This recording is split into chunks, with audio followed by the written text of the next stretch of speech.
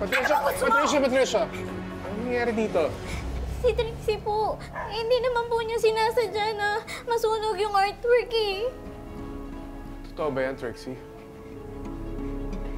No. Trixie. Mom, Dad, sumagot lang naman ako ng call. Tapos pagbalik ko, nakita ko si Ate Lilet na tabig niya yung candle. Tapos ayun, nasunog na yung artwork mo, Mom. Trixie, hindi yan totoo. Ginagawa mo pa talagang sinungaling yung anak ko, no? Tama na! Just tell the truth, Trixie. What? So mas paniniwalaan mo si Ate Lilet kaysa sa akin na anak mo, Dad? I'm not favoring anyone, okay? I just want to know the truth, okay? Ako yung anak mo! Sa akin ka dapat mas maniwala! Eh bakit mas kinakampihan mo pa to, Dad? Bakit? Anak mo rin ba siya para ma-torn ka kung sino yung kakampihan mo sa amin dalawa? What, Dad? Anak mo rin ba si Ate Lilet? Oh!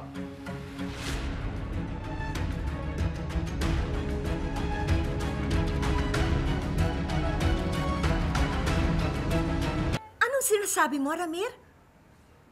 Oo. Parang anak ko na rin ang turing ko kay Lilet. Look, what I'm saying is, hindi na siya naiiba sa atin. Parang mo na rin siyang kapatid, Trixie. No! Hindi ko siya ever titignan as kapatid. Talagang kakampihan mo pa yung sampid na yan? Wala naman akong kinakampihan kahit si Lilet pa yan. Pero hindi naman tama yung mananakit ka at mamimintang ka ng basta-basta. I can't believe this. Okay, fine. Ako na yung may kasalanan. Mali na sinaktan ni Ma'am si Ate Lilet. Si Ate Lilet na lang lagi yung magaling at tama. Ako?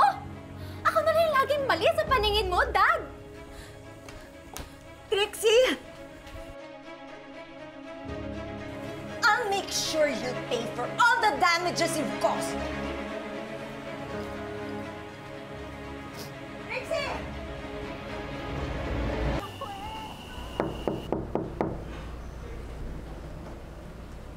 Trixie? Mom,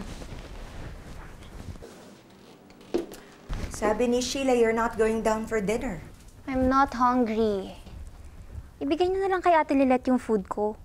Baka mas masaya pa si Dad. Well, your dad is just being fair.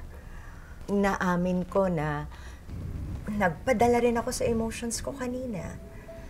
Pero that doesn't mean na kinakampihan ng dad mo yung sampid na yon.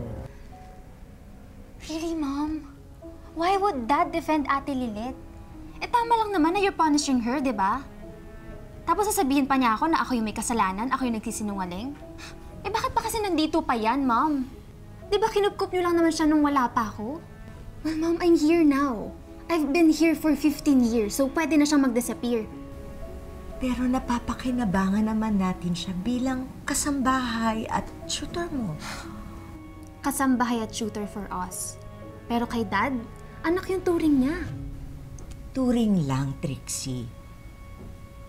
Pero ikaw lang ang tunay naming anak ng daddy mo. Wala nang iba.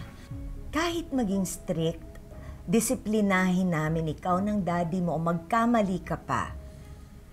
Mamahalin ka namin. Kasi anak ka namin, pamilya tayo.